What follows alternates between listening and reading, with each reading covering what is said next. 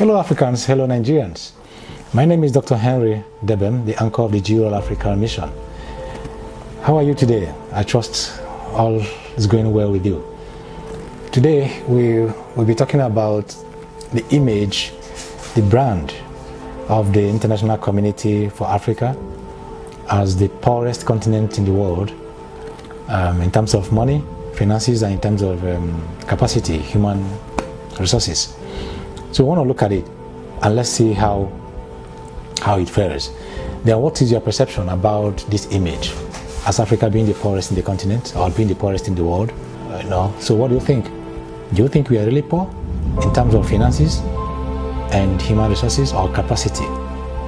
Do you think we are poor as Africans? I also want to take you to the responses and views of the participants of the early survey and see what they think about this image and see how it aligns with yours. So the question was, is Africa really poor financially and in skilled labor? 37% of the participants said yes, Africa is poor, while 63% said no, that Africa is not poor financially in terms of financial resources. And Africa is not poor. We also want to look at the human resource capital, what they also think about that. And they also said 23% said yes, that we lack human capital, whilst alarming or amazing or overwhelming 77% said no, that we are not poor. So in general, I think majority of us believe that we are not poor financially and in human capital. So against the image and the brand the international community gave us. In my opinion, this is right, not bad, and I think that's what it is.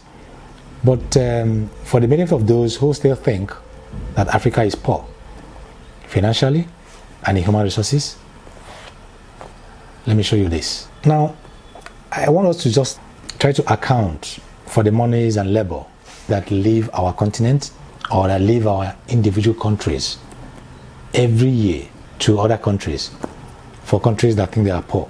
Let's also look at the sources of losing these monies and losing these funds and human capital. What are the possible sources? Have you thought through it? So I just want to take you through some of them. So the first one is the one I call across the border looting. Across the border looting. You know what that means? Taking money illegally from your country or out of the country's treasury to yourself or to another country or to spend for yourself. But the one I'm interested in now is the looting that goes outside of the country. So you pick money in the name of whether as a result of corruption or whatsoever, but you get the money illegally and you take it to another country to invest or to spend or for whatsoever. It's called across the border looting. Now this is different from the same looting that you would do, but you spend it in your country. And I want to make a point that the looting that you spend in your country is lesser evil than the one that you spend in another man's country. Do you agree with me? The looting, the money you spend in your own country, because if you talk about looting, let's just say, okay, you got the money through corrupt practices. So the difference is that the money didn't come through the right people. It came through you. It kind of, took the money that should belong to other people and you took it yourself and you spent it. Now, this is the first step of the corruption, which is wrong. Then the second one is, where did you spend the money? If you have taken it across the border to spend, it's a bigger evil than the one who spends within the country. In fact, I will tell you, nothing is lost after all, even if you're spending within the country. The problem is that it came through you, which is the wrong channel, and not through others. But it's within the country, so it's spent within the economy. It's also recycled within the economy. That is one. Another source is the visa fees we pay to embassies every day. Move around to the embassies and see what's going on. See how many people that line up every single day paying their visa tithes in the attempt to run away or to relocate or migrate to other country for a greener pasture. And you pay this money. At the end, maybe 5%, 7% or less could be successful with the visa. The next day, another group of people will line up and we keep on contributing this money. Do you know how much we lose every year as a nation to unsuccessful visa fees? Just keep that in mind. Let's look at the school fees to foreign universities that we pay every day. Now, it's like the trend. If you do not obtain your degrees or your education from abroad, it's like you have nothing upstairs. You're still starting. You've not gained any education. Yes, we all know the reasons, and I've tried to explain the reasons, going by the principles of fortune and misfortune. With what is going on with our academic system, for those who do not even care in the first place that their families are schooling abroad and doing also, you don't expect them to do anything because their interest is not here. Then not to talk about the foreign universities that also, receiving the benefits of the patronage. They wouldn't want one day to wake up and say, all of you are gone. And I'll tell you, majority of the students schooling abroad are foreign students, international students, and from Africa. Think about how much you pay students that spend their education abroad, how much you pay annually for this. Let's also look at international exams and international certifications that we get from these countries. These are the monies that leave from your country to another country. We can also look at the foreign investments, how much that we invest in other countries because we do not have confidence again in our home country. We do not have confidence in our government. We do not have confidence in our commercial systems and so on and so forth. We really want return on investment, so we are taking it to places where we can make investments and get good returns. This is money that leaves this country. And we now talk about the medical tourism or foreign healthcare services that we receive abroad. How much more do you think that goes out of this country? Now, skilled labor that leave our countries, the so-called popular brain drains. Do you know how much we lose for losing the best of heads, the best of people to the international communities, best of brains? Could you estimate that? These are the sources of the money that we lose from the poor country, so-called poor country, to the rich countries. And I want to start with monies on education in foreign universities.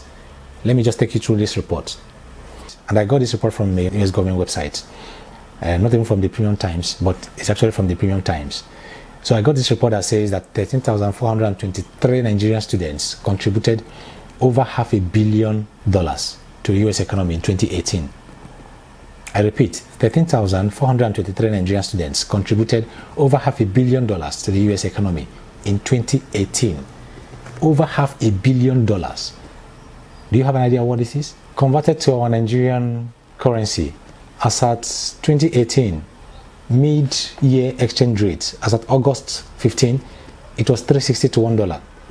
Just use that. It translates to 185 billion naira, contributed by 13,423 Nigerian students to just one economy in the US. So I'm not talking about all the students in the US. I'm not talking about other students in other foreign nations and foreign countries. We're not talking about that. Just for this 1 year, for this country, from barely over 13,000 Nigerian students. Now, let's see how else we can understand and interpret this 185 billion in our own economy. Let me take you to the history of budgetary allocation to education in Nigeria, starting from 2012 to 2018. Let's see how much that was budgeted for education and the budgetary lines for education, and see how we can equate it with this money. And it could make a sense to us how much we've taken outside from this poor country. In quotes. Now, in 2018, the overall budget for education is 673.28 billion overall. And you have other budgetary lines like personnel costs, overhead costs, capital expenditure, UBE budget. Okay, the highest budgetary line here is on personnel costs, which is 407 billion. All the figures are in billion. Then you have the overhead, which is 31, the capital expenditure, which is 102, and the other one, which is 131 billion. So what it means is that all these budget lines except the personnel cost are all under 185 billion for 2018, spent by 13,000 students in another country. So this budget line, 185 billion, could have perfectly taken care of any of these budget lines. In fact, it could take care of combination of overhead cost, and capital expenditure, and we still have change. This is what we lost in 2018. Now, let me shock you further. Now, I just want to look at what this money interprets to our overall allocation to education in 2018, what is going to translate to some other African countries. So for our 673.28 billion allocated to education in 2018, these 185 billion naira amounts to about over a quarter of the budgetary allocation to education. That is 27.5. Amounts to over a quarter of entire budget for education. Now, you also want to look at some African countries. The annual revenues, well, individually, was not up to the amount spent by these students in the US on education. It was not up to everything received. Yes, I know you could say Nigeria is, I'm not talking about the population, we can't compare. But mind you, I'm not talking about how much the whole Nigerian 200 million citizens Nigeria spent. I'm looking at 13,000 as against the whatever population of those African countries. So when you look at a country like South Sudan, their estimated annual revenue was $259 million as against 514 million spent by these students. Check Somalia, though the estimate was as at 2014, but I'm sure even with 2018, in 4 years' time, they won't still go beyond that. But as of 2014, it was $145 million. Central African Republic was $282.9 million. Guinea-Bissau, $246, and Cape Verde, $493 million in 2017, estimated. They were not up to 514, contributed by just barely over 13,000 Nigerian students. And these are the money that we can look at our country and say that we are poor. Does that make us poor? Like I said, for the benefit of those who might still doubt how rich we are and how much we lose. Now, let's quickly go to medical tourism. And this report from Business Insider by Paul says Nigerians have spent 175 billion on medical tourism in 2017 as country's healthcare deteriorates.